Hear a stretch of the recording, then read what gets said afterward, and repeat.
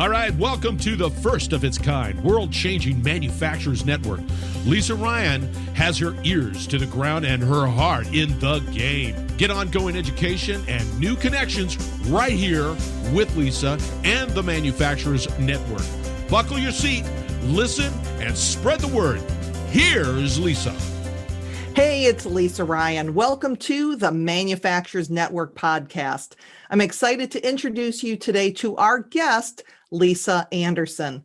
Lisa provides expertise and advice on maximizing the customer experience and enabling profitable, scalable, dramatic business growth. She's worked in industries as diverse as aerospace and defense, building and industrial products, food and beverage, consumer products, and healthcare products. Prior to founding LMA Consulting Group, she was the vice president of operations at PaperPak. Her tenure included transitions and promotions through the company's transformation from a $100 million family-owned business through a merger and acquisition of 3 businesses combined into one $350 million global company. This was followed by a management leveraged buyout in combination with an investment banking group. So that sounds like quite the ride. Lisa, welcome to the show. Thank you. I'm glad to be here. And it was definitely a great experience.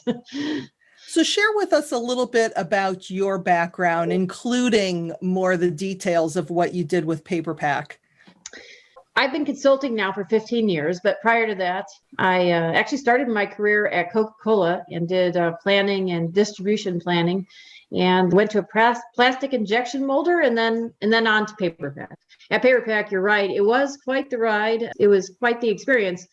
We grew the core business and then bought a division of P&G and bought another smaller entrepreneurial company similar to us. And so that was quite the interesting challenge to merge cultures, people, processes, and systems successfully and products to grow the business and increase the value of the business. So that was, it was a great experience that I utilize in consulting today.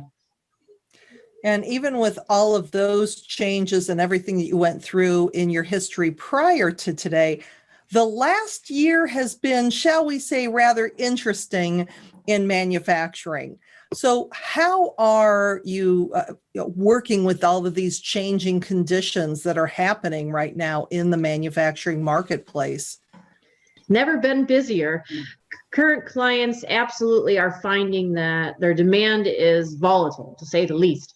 It depends on who their customers are, and actually the importance of the customer's customer is shining through with coronavirus, because a food manufacturer could be, their customer's customer could be a Costco, as an example, which generally speaking has been increasing because people are still shopping for food.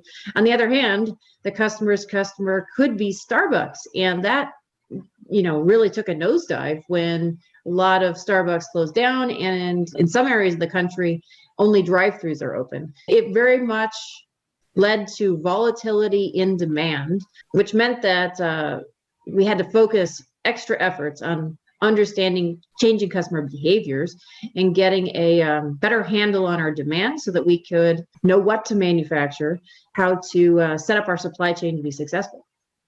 Yeah, and that's one of the things that I've been hearing from a lot of the people that I've had as guests on the show is the thing that's keeping them up at night is the supply chain, because you just don't know one day to the next. So what are you seeing as far as what's going on in manufacturing, what's going on in the supply chain? That's a great question. And what I'm seeing is that manufacturers that were already innovating and understood the importance of having a diversified supply chain. So that doesn't mean that they have to have 10 suppliers for every material or anything, but it does mean we have to use uncommon common sense and be thinking strategically ahead. So, for example, when I was a vice president of operations, we had one of our critical materials we purchase from Brazil. Plenty of things that can go wrong in getting product from Brazil into the United States. So all along, we had a backup source of supply that was in the United States on the East Coast. Now, we didn't just establish a backup supply that, in case something went wrong, we went to them. Instead, we had 20% of our volume going through the backup source of supply all along, so that they were working with us. They knew they could count on us for some volume. They knew they were the backup supply, but they were an important backup supply, which did not make our private equity investors happy, because they would have preferred that we didn't have to spend as much money on this key raw material. Luckily, they won that battle, if you will, and kept utilizing them, because, of course, somewhere along the line, we had issues with ports, I think it was, or the transportation challenges. There's plenty of obstacles. And our backup source of supply ramped up quickly, and we were successful. So the clients that were doing that sort of thing already are better off. With that said, there's no time like now to start and rethink what you're doing in your supply chain. And that's just one example. The other thing is, folks had supply, let's say you had 2 places within Asia. Well, that's not helpful. So, some of our clients had that example, and even if they had China and India, let's say, well, they both experienced issues around the same time, and it still created challenges. The same thing could be true in the United States. When I was in that role again, everything under the sun happened, of course, when I was in that role. So there was a hurricane, these things happen. And in North Carolina, our plant was, luckily, it was a P&G plant. So they planned it strategically on a hill, which was definitely helpful, because the rest of the town was underwater practically. With that said, we weren't, but of course we couldn't do anything for several weeks, and our suppliers were affected. We had to have backup sources of supply and sources of production, and, the ability to be agile. The issues could happen no matter where you are. However, the closer you are to your customer, the more likely you can respond quickly. What are some of the other innovations? You said companies that are already innovative are the ones that are faring better. So what do some of those innovations look like? And if somebody hasn't necessarily been that innovative to this point, what would be a good area for them to start? That's absolutely true. So it could be something simple, like getting a better handle on changing customer requirements and changing customer patterns.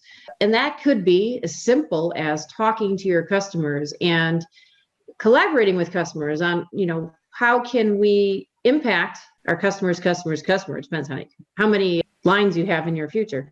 But basically, how do we impact their product and service in a positive way? And so it could just be collaborating with your customer on innovating in terms of the service you're providing. So it could be that you customize a product on the fly, meaning like at the end of the process, so that your customer can ask for a tweak to the product or a tweak to the service. Some of it's just about having the service. So that could be like figuring out what your customers need.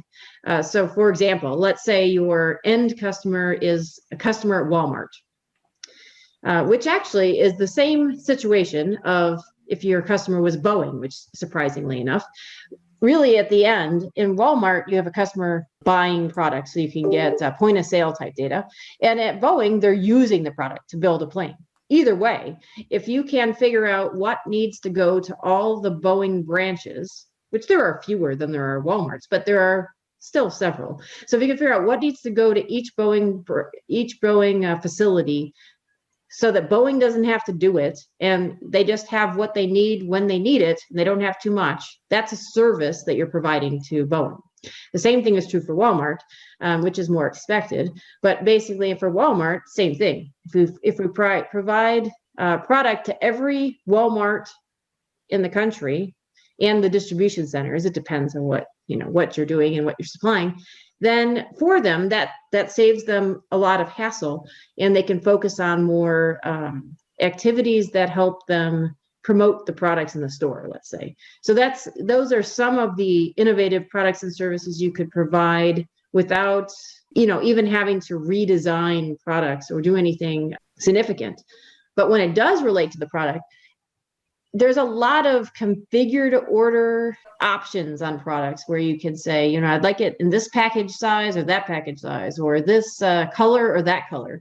And if you can put those closer to the customer's point where you serve the customer, then your customer can change their mind, or it's not really that they're changing their mind. They don't necessarily know what their customers are going to do. So they can, have a more agile, flexible service so they can serve their customers better. So it's all about how do you find ways, at least in my mind, how do you find ways to serve your customers better in a more profitable way? So when you look at how do we do it in a more profitable way, then we go back into our manufacturing side and say, what can I produce these items to a certain point in the process, and then just customize, mass customization or customize on the fly, if you will. That's one option. And there's plenty more that we could talk about. Well, one of the things that it's such an interesting way of looking at things is a lot of times people are only considering their customers.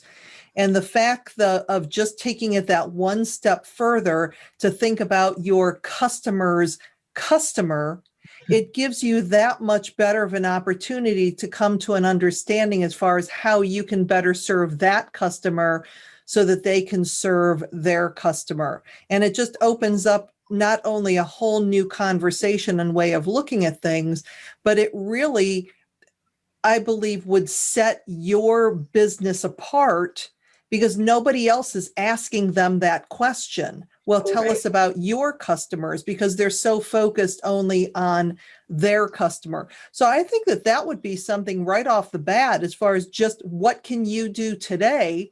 Well, I'm going to sit down and look at my top 3 customers, my top 5 customers, and think about what's my customer's customer. Yep. And start to have that conversation. And it's absolutely shown through during the coronavirus, because the customer's customer reacted extremely differently than they have in the past. Historical patterns were blown up as everything changed.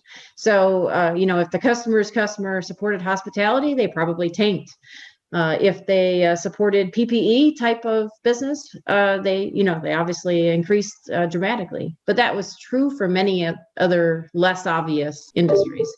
And how you service those customers and what kind of value you could provide, like you said, you can differentiate yourself far easier and quicker in a way than even redesigning products. Not that you shouldn't be looking at that also, because if you think about it, consumers have changed the way they consume during this pandemic, and not everything that we did pre-pandemic is what we want to do post-pandemic. We may not even know, but we are going to evolve.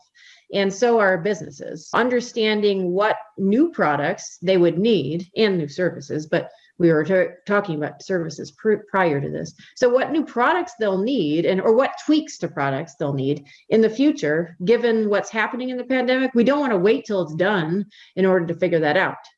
So somebody had to be first. Like, for example, Apple came out with the iPod. Well, that wasn't new. So don't worry about creating something new, because the iPod was really just a better, what do they call those old the things? Sony Walkman. Yeah, there you go. The Sony Walkman. Totally aging myself.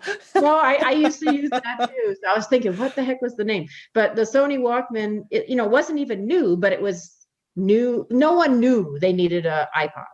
What's really interesting about that is it wasn't something that was completely new. So you just have to think about, how can I make my customer's life better, and what would they really want? And so now the iPod is like obsolete. So everyone uses their phone. Yeah. Well, and one of the things that really came out of the whole pandemic was it speeded up the technology. If it had not been for the pandemic, I believe we're probably light years ahead now, just because we have been forced to adopt technology that may have taken months or years to be able to implement. So what is some of the technology that companies should be looking at today? Absolutely true statement, because I've been involved in this region of the country, which is inland Southern California, where known in terms of advanced manufacturing and significant in distribution because of the Asian supply chain.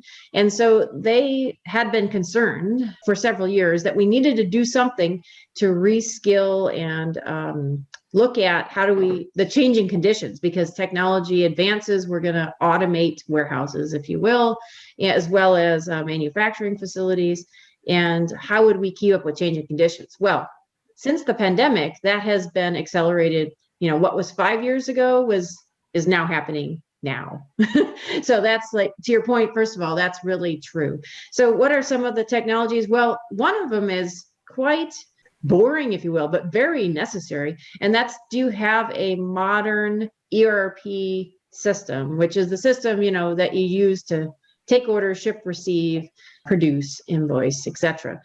These days, if you have a highly customized system, if you have a system that's not capable to scale with your growth, you are behind the rest of your competitors, undoubtedly, because the modern systems today have a lot of capabilities built into them that you can utilize to scale your business successfully. So that's one. And they also integrate better to some of the technologies that I'm going to talk about, which is why I started with the system, because you can't build a house with just windows. You have to have foundation and some walls.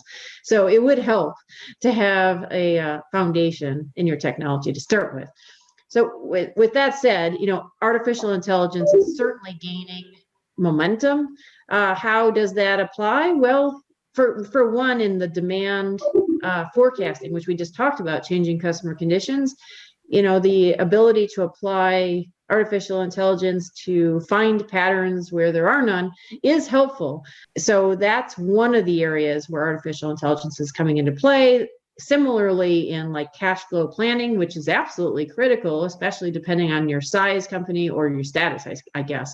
But certainly, if you're looking at going into an area of growth, having cash to support that growth is important. So that, it comes up in that area. It certainly comes up in the manufacturing floor. So when you look at, instead of doing preventative maintenance, how do I predict which maintenance, which equipment or machinery do I really need to be looking at now, instead of just going to what is a preventive maintenance schedule? Let's pinpoint where it's really going to break down and fix it. Resolve that before it even breaks down. So that's, one of the areas that a lot of the manufacturers, especially the bigger ones, have been doing all along. But that's like artificial intelligence, if you will, but there's plenty others. So automation, of course, a lot of folks are looking at robotics. Are robots good or robots bad? Well, robots are both. So, actually, I'm working with a food manufacturer that is quite, they've invested a lot in technology, but technology has its good points and its bad points, because you can absolutely go faster and be more efficient. You don't have to worry about people standing next to each other with COVID and all sorts of advantages on the other hand. But you have really fast lines going by with like food bars in this case. And one thing goes wrong and the rest, everything, it's kind of that Lucy show. Everything could start flying off the line and, like you get all sorts of issues and waste and all sorts of problems. So you have to, bring the right skills in, and you have to do it in a smart way. So it's not always, it's kind of like going faster is not always better if you don't keep your quality, etc. So anyway, robotics though, there's a lot of robots, cobots, there's a lot going on there. The Internet of Things, certainly connecting machinery to other systems and related parts is gaining momentum. Augmented reality, and one of the things with the virtual world we live in today is the experts may not be readily available to fly out and help you with your machinery, equipment, or just a common task that you have to do that you need an expert with. You can do a lot with webinars and Zoom and those kinds of things when it comes to, more of the analysis, the planning, the project side of things, and even the ERP side of things. But when it comes to the machinery and equipment, it's helpful to show somebody what's going on. So you can start simple just by videoing what's going on in the manufacturing facility and walking through. Like I've done that with some clients just to lay out their processes. But you can go a step further. There's 3D glasses and ways you can collaborate with folks so that you can help somebody who's solving a problem on the line not being there in person. So there are technologies that support that type of activity. There's autonomous vehicles and all sorts of opportunities. So I think technology is also making labor costs less relevant. I mean, that's been happening anyway, because if you're comparing to like China, let's say, the rates have been going up in China, and there's so much extra cost added into the end-to-end supply chain when you think about inventory and IP and the risks and all these other things. But in addition to that, technology has allowed us to produce faster, more efficiently, automate tasks. Actually, automating tasks. And one of my clients, they use a robot to produce throughout the night. So they need the skills to set the product up, but then if they can keep it on a certain product that they needed extra volume of, they can produce that through the night, and then in the morning they can look at it. And that helped them keep up with customer demand as well. So there's a lot to be said for that, and it really requires very little labor. It's enabling folks to relook at their manufacturing and supply chain operations and reevaluate, where should I source products? How should I set this up? Where should I be located? Those types of things. Well, and the other thing too is that I've noticed in the last year how much more easy technology is. It's much more intuitive than it's ever been before. It's much less scary than it's been before, where in the past it might have been this whole overwhelming project to bring all of this technology into the plant. And now, once you get it in, it simplifies your life probably to a greater extent than the pain of implementation as you would have had just a few years ago. Yeah, I think that's very true. And that reminds me of another aspect of the systems that's gaining certainly in popularity is e-commerce and B2B. So even like collaborating with customers with a portal, those kinds of things. But to your point, that has gotten far easier and far more implementable. And the philosophy has changed as well, largely. And so that's partly why some of the modern ERP systems and the appropriate partner is quite important. But if you can implement these technologies in more of a like strategic sprint or like in an agile fashion, which you don't have to worry about like learning something completely new. Agile is somewhat uncommon common sense as well, which really just means let's try the most critical piece and start to implement there. And then we just start in a directional manner, if you will. And then we, iterate and change as we go. But it means that you don't have to have everything perfect and spend, months and months before you see any result. And then like something's gone wrong and you have to start all over again, which is not the way to do it. So if you were to give your best piece of advice to people listening today, as far as taking a look at their business today, what is one thing that they could do to make a difference going forward?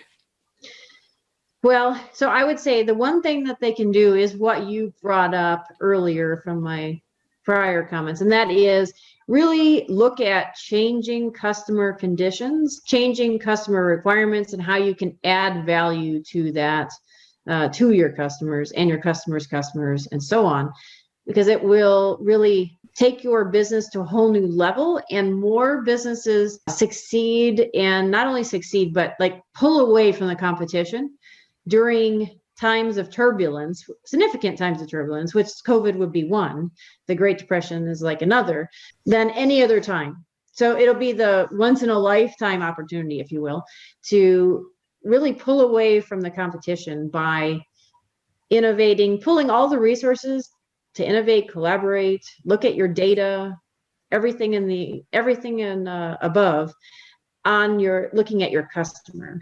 Now, I would be remiss to say none of that will be possible if you don't start with your team. And that's to make sure that you have the right people on your team, that you're empowering and engaging them, which really sounds easy, and it is definitely not easy to accomplish. So you really need to be doing that and creating a culture of innovation. And you have to start with your team, or none of that will be possible. With that said, as far as how to move forward, you should start by looking at your customers. Share with us just a little bit about how you work with your clients and what's the best way for someone to get in touch with you. Well, I'm a consultant and I work with them by, sometimes I'll go in and just do an audit of their current people, process, systems, strategies, if you will, show them like how they stand versus, what their opportunities are. So that can be considered an audit or assessment. With that said, many times I'm going in to look at a specific topic, and that typically is going to be, how do we grow our business in a way that provides a superior customer experience and is more profitable and have more cash available, which basically means less inventory tying up cash. And so in that case, I start with an assessment of where we currently stand and the opportunities that lie there. And then we prioritize, just a few, what's going to move us forward the quickest, and not only the quickest, but the most impactful. So how do we do that? And there are sometimes some base items that have to be put into place before you can even do the things that you'd really love to do. So what are those? And what are we most equipped to do quickly to make some, to have some quick wins so that we can actually move in the direction you want to go. So we figure out what that is, which generally speaking, no more than 3 priorities at one time. So we identify what are those 3 things, what order should we do them in, and who should be doing them. And then it depends, but we also stick with clients to help them make that happen, because we live based on referrals and repeat business and happy clients. So really what that means is oftentimes we're helping to support them, and that could be providing just being there as an advisor and helping them watch out for this pothole or that don't go off that cliff over there. Or it could be hands-on, working side by side with their leaders to help them make this change happen, and then showing them how to sustain it. And in some cases, we have to jump in and do it for them to help them out of a jam, but we never do that without insisting that we help them carry forward afterwards. So that's typically speaking the ways we work with folks. We generally do it on a project basis. And did you ask me, you said how do people get a hold? Yeah, what's the best way for people to connect with you? So I'd say take a look at our website, which is www.lma-consultinggroup.com. And you can also call 909-630-3943. Yeah. Well, it has been an absolute pleasure having you on the show. Thank you so much for being here. Great. Thank you. I enjoyed it. I'm Lisa Ryan, and this is the Manufacturers Network podcast. We'll see you next time. Thanks for listening. Hey, do me a favor. If you like what you've heard, please subscribe and give us a 5-star rating. Also, feel free to share the podcast with your friends and colleagues so we can grow the network and connect more fantastic folks just like you. You can either go to the website at manufacturers-network.com or share the podcast on your LinkedIn, Facebook, Twitter, Instagram, or wherever you and your industry friends hang out. The bigger and faster we grow this network, the stronger and deeper community we will have. I appreciate you. Thank you.